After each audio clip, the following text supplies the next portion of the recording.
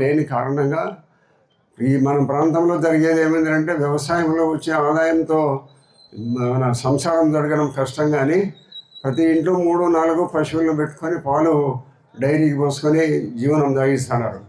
కాబట్టి మనం అందరం కూడా గ్రామీణ ప్రాంతాల్లోనే ఇటువంటి పట్టణాలకు అందించేటి బట్టతో సహా పాలతో సహా ప్రతి ఒక్కటి గ్రామీణ ప్రాంతాల్లో ఉత్పత్తి చేసేది పట్టణాలకు పోతుండే. ఈరోజు అందరూ బెడ్ కాఫీ తాగాల పొద్దుటూరులో అంటే 6 గంటలకు మనము తయారు చేసిన పాలనే వాళ్ళు బెడ్ కాఫీ తాగుతుంటారు. కాబట్టి శ్రమ అంతా రైతులది ఎక్కువగా ఉంది.